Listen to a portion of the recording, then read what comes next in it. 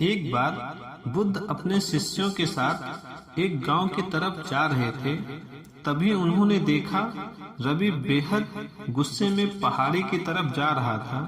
बुद्ध उसे देखते ही समझ गए कि या तो ये किसी की हत्या करने जा रहा है या फिर खुद आत्महत्या करने। रवि जैसे ही पहाड़ी से कूदने जा रहा था, गौतम बुद्ध ने तुरंत उसका हाथ पकड़कर उसे खींच लिया।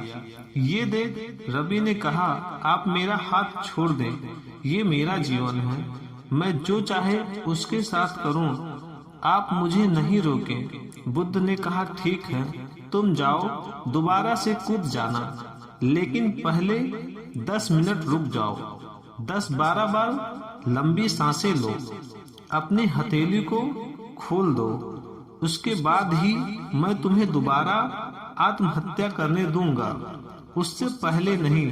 रवि बोला, आप मुझे बेकार में ही इतना परेशान कर रहे हैं, मैं पहले से ही इतना परेशान हूँ, लेकिन अगर आप कहते हैं तो ठीक है, मैं 10-12 बार लंबी सांसें ले लेता हूँ, अपनी हथेलियां खोल देता हूँ, उसके बाद आप मुझे आत्महत्या करने से नहीं रोकोगे। रवि ने अपनी आंखें बंद की, 10 बार लंबी सांसें ली और अपनी हथेलियों को खोला और फिर धीरे धीरे अपनी आंखें खोली। फिर बुद्ध ने कहा कि ठीक है, अब तुम जा सकते हो। रवि पहाड़ी की तरफ गया। उसने जैसे ही कदम आगे बढ़ाया, पहाड़ी के नीचे देखा, वह देखते ही पीछे हट गया और वापस जाकर बुद्ध से बोला, आप कौन हो? आपसे तेजस्वी व्यक्ति मैंने आज तक नहीं देखा। अभी मेरे साथ क्या हुआ, क्या आप मुझे समझा सकते हैं? कुछ वक्त पहले मैं इस पहाड़ी से कूद जाता, लेकिन अब एक भय उत्पन्न हो गया। बुद्ध मुस्कुराए और बोले, जब तुम पहाड़ी से कूदने वाले थे तब तुम्हारे अंदर क्रोध था। क्रोध सोचने समझने की शक्ति को नष्ट कर देता है। हमारी बुद्धि उस वक्त काम करना बंद कर देती है। उस समय तुम फिर वही करते जो तुम्हारा मन करता। उस समय तुम क्रोधित थे, तुम्हारा मन एक जगह नहीं था।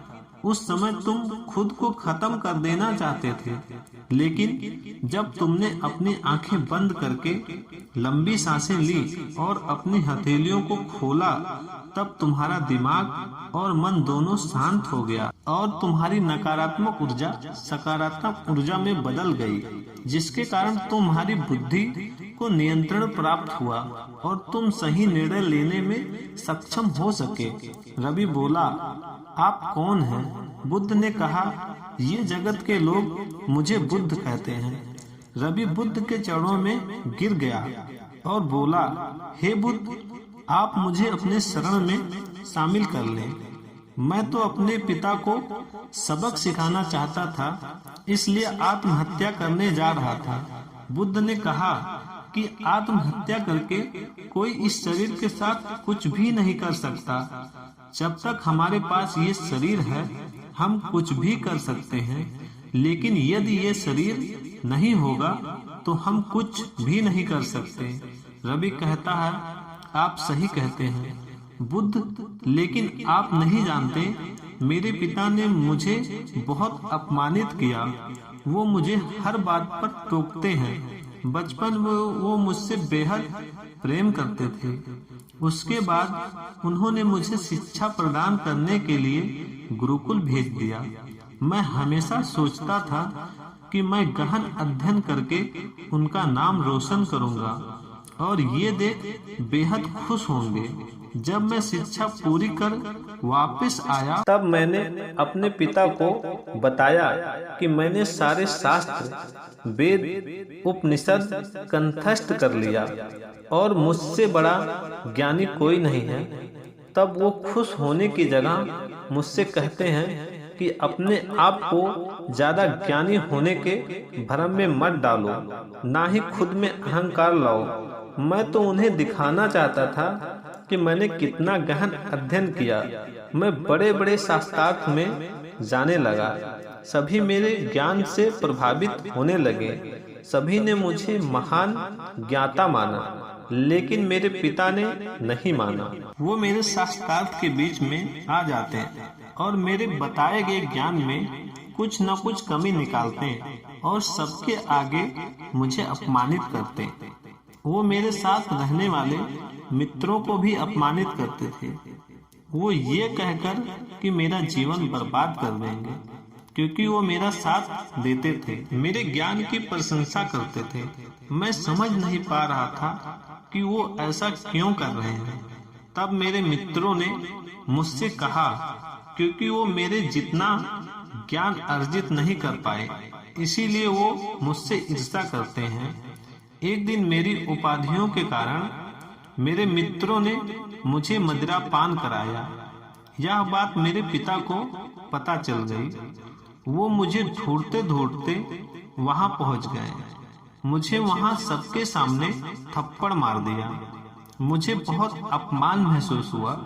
तब मैंने तय किया कि मुझे मेरे पिता को सबक सिखाना है और मैं यहाँ आत्महत्या करने आ गया, क्योंकि एक पिता के लिए इससे बड़ा सबक क्या होगा जब वो अपने बेटे की अर्थी को उठाएंगे।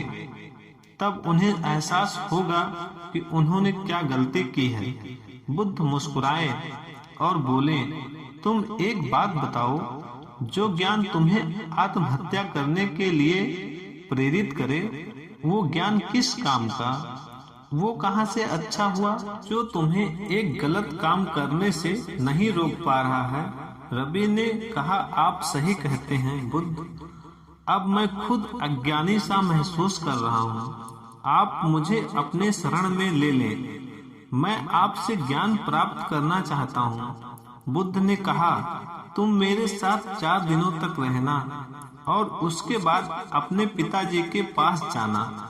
अपने पिता के घर तुम मध्य रात्रि के बाद जाना और बिना किसी हलचल के चुपचाप भीतर जाना।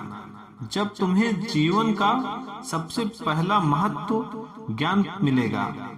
रवि 4 दिनों तक बुद्ध के पास रहा और उसके बाद अगले दिन पिता के पास चला गया। जब मध्य रात्रि वो अपने घर पहुंचा तो उसने देखा कि उसकी माता बिस्तर में बीमार पड़ी है और रवि के पिता से कहती है, तुम्हारी शक्ति के कारण आज मेरा बेटा मुझसे दूर है। अगर तुम इतने सख्त नहीं होते तो आज घर छोड़कर नहीं जाता। रवि अपने पिता की तरफ देखता है। वह देखता है कि जिनकी आंखों में आज तक आंसू नहीं देखे थे, आज वो नम आंखों के साथ बैठे हैं। उसके पिता कहते हैं कि मैं उसे दुख नहीं देना चाहता था, बस उसके अंदर अहंकार न आए उसे दूर करता था। तभी उसके अंदर की कमियां को वो वहां जाकर बताते थे, ताकि मुझे सुनकर कोई और भी उसे उसकी कमी बता सके और उसे अपने ज्ञान पर घमंड ना हो, क्योंकि व्यक्ति का अहंकार उसे हमेशा ले डूबता है। लेकिन उस भीड़ में मेरे सिवा कोई नहीं होता था जो उसको उसकी गलतियों के बारे में बताए। तब मैंने तय किया था कि मैं उसकी गलतियों से अवगत कराऊंगा, लेकिन वो मेरी ना सुनकर हमेशा अपने मित्रों की सुनता था। और एक दिन जब उसने मदिरा पान की तब मेरा दिल बहुत दुखा और तब मुझे लगा कि शायद मेरी परवरिश में कोई कमी थी। मैं ही अच्छा पिता नहीं बन सका जो मेरे बेटे ने ऐसा किया। लेकिन तुम चिंता मत करो, मैं उसे कहीं से भी ढूंढ कर ले आऊंगा। जितना प्रेम तुम उससे करती हो उससे ज्यादा मैं उससे करता हूँ। रवि की माता कहती है कि मैंने उसे हर जगह ढूंढा, लेकिन वो कहीं नहीं मिला। मेरा मन करता है कि यहाँ से कुछ दूर एक गांव में गौतम बुद्ध रुके हैं, वो जरूर वहीं मिलेगा। तुम उसे जाकर देखो। वो सारी बातें रवि वहीं खड़ा होकर सुन रहा था। उसकी आंखों से आंसू बह रहे थे। वह चुपचाप वहां से चला गया और बुद्ध के पास गया और बुद्ध से बोला, हे बुद्ध, अगर आपने मुझे उस दिन आत्महत्या करने से नहीं रोका होता, मुझसे कितना बड़ा पाप हो जाता। बुद्ध ने रवि से कहा, इस जीवन का सबसे बड़ी गलती आत्महत्या करना है। ये जीवन तुमने खुद नहीं लिया है, उसे तुम्हें दिया गया है, तो तुम्हें कोई हक नहीं है उसे नष्ट करने का। कल सुबह तुम्हारे पिता यहाँ वापस आएंगे। कल सुबह तुम उनके साथ जाकर उनके ऋण को उतारना। रवि ने कहा, हे बुद्ध, मुझे मेरा सारा ज्ञान व्यर्थ ही लगता है। आप सत्यता को उजागर करते हैं। मैं आपके साथ रहकर आपसे ज्ञान प्राप्त करना चाहता हूँ।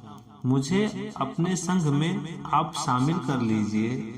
बुद्ध ने कहा, कल सुबह जब तुम्हारे पिता आएंगे तब तुम उनसे बातचीत करना और उनसे आज्ञा लेना, और तुम्हें लगे कि तुम्हें ज्ञान प्राप्ति की जरूरत है तो संघ के दरवाजे सभी के लिए खुले रहते हैं।